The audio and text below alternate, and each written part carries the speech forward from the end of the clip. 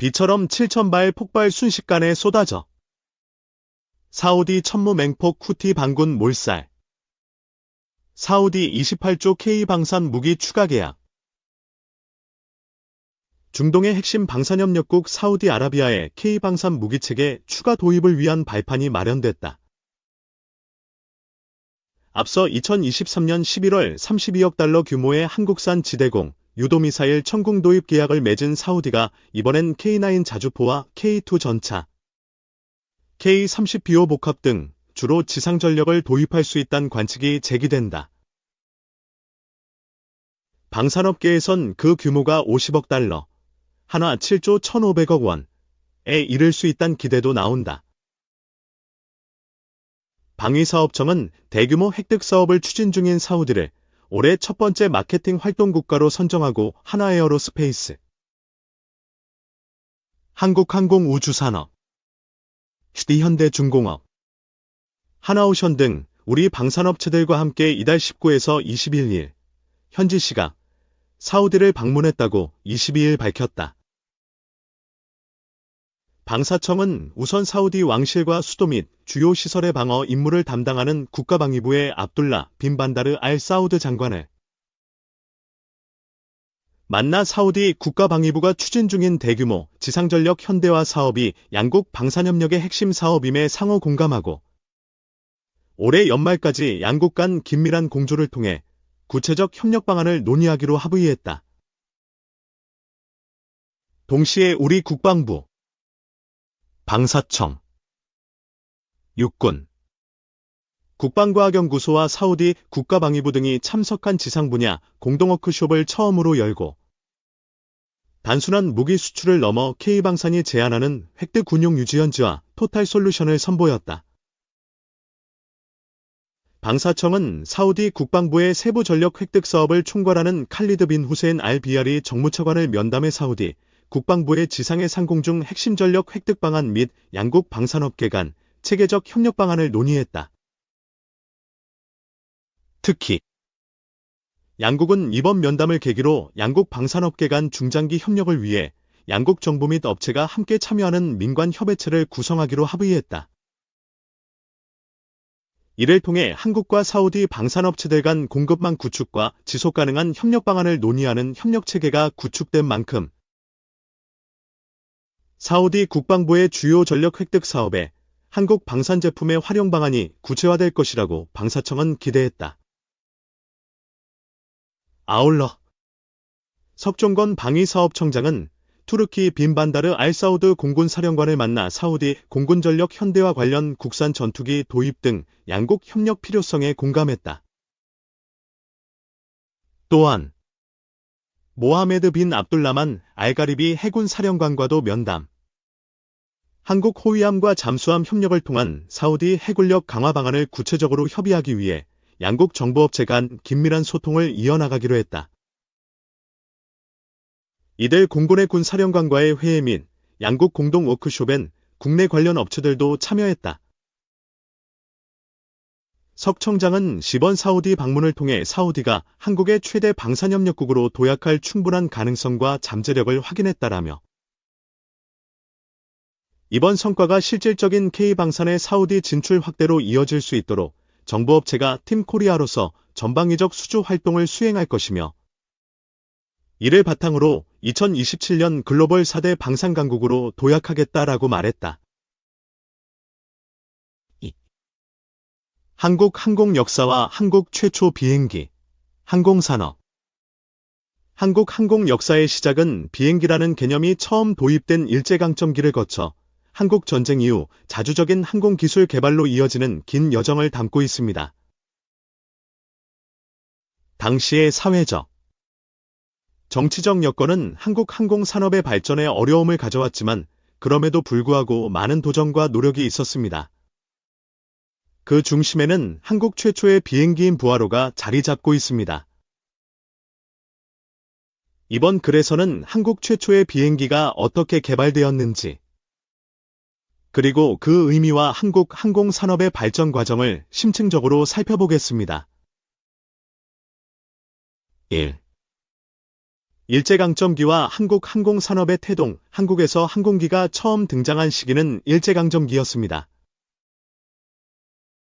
1910년대에 비행기가 서구와 일본에서 도입되었으며 한국에서는 일본인 비행사들이 경성, 현 서울에서 비행 시범을 보이며 비행기라는 개념이 처음 소개되었습니다. 1913년 경성 상공에서 일본 비행사가 경비행기를 타고 날아다닌 사건은 당시 한국인들에게 큰 충격을 주었습니다. 일제강점기 동안 한국에서는 독자적인 항공기 개발이 이루어지지 않았습니다. 대신 일본 제국주의는 한반도에 군사적 목적의 항공기지를 설치하고 비행 훈련을 진행했습니다. 이러한 상황에서 한국인들은 항공기술에 대한 접근이 제한되었지만 일부 인물들은 항공에 대한 관심을 키우기 시작했습니다. 특히 1922년 한국 최초의 비행사로 기록된 안창남은 일본에서 비행 훈련을 받고 한국 상공에서 비행 시범을 보이며 대중들에게 큰 영감을 주었습니다. 그의 비행은 당시 한국인들에게 항공기술에 대한 꿈을 심어주는 계기가 되었습니다. 하지만 일제의 억압적인 통치와 자원 부족으로 인해 항공기 개발은 제대로 이루어질 수 없었습니다. 광복 이후 한국 항공산업의 시작.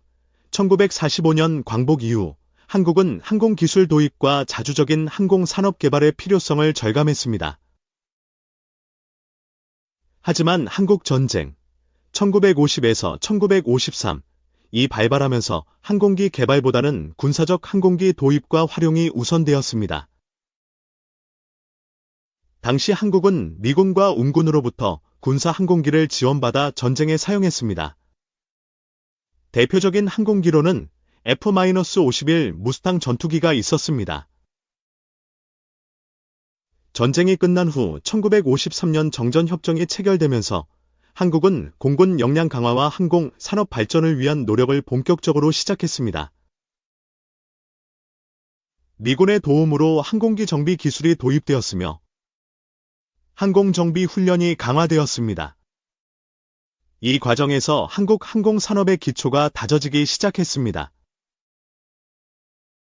3.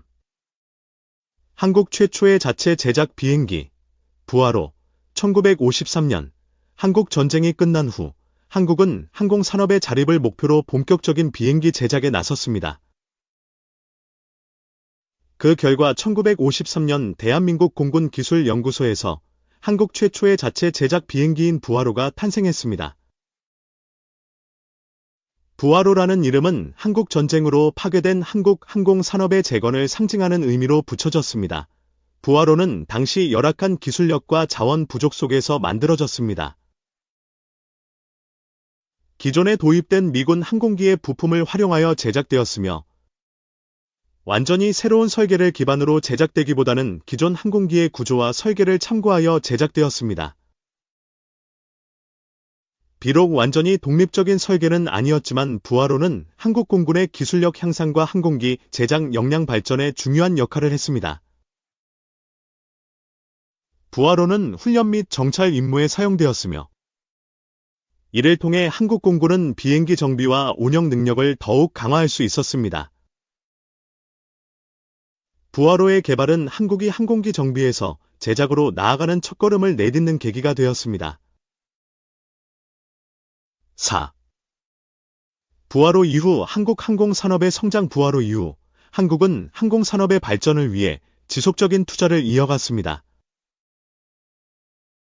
1960년대에는 국산 항공기 부품 생산과 정비 능력이 더욱 향상되었으며 1970년대에는 한국항공우주연구원 (CAI)이 설립되어 항공기와 우주 기술 연구가 본격화되었습니다.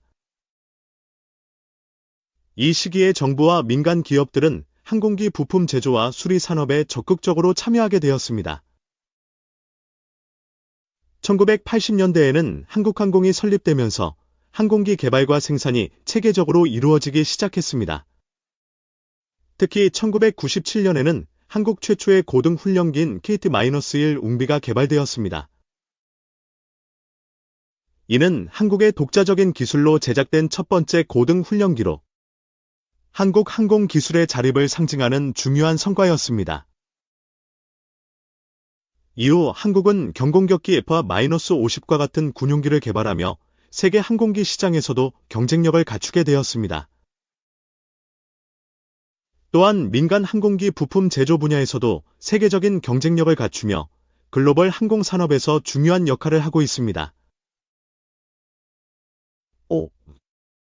현대 한국 항공 산업과 미래 전망. 오늘날 한국은 군용기뿐만 아니라 민간 항공기 부품 제조, 우주 항공 기술 등 다양한 분야에서 세계적인 경쟁력을 갖추고 있습니다. 특히 KF-21 보람의 전투기의 개발은 한국 항공 기술의 자립과 첨단 무기체계 개발 역량을 보여주는 중요한 사례입니다. 이외에도 다목적 헬리콥터 수리용과 같은 다양한 항공기 개발이 이루어지고 있습니다. 한국 항공 산업의 미래는 더욱 밝습니다.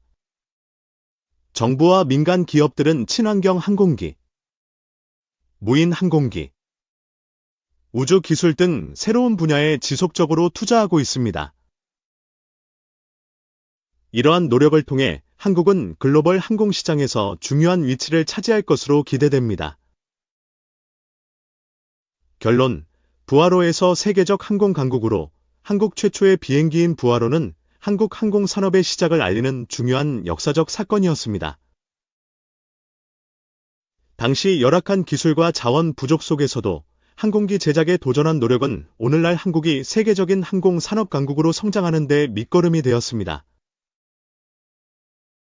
부하로의 개발은 단순한 기술적 성과를 넘어 자립적인 항공 기술 개발에 대한 한국의 도전 정신을 상징합니다.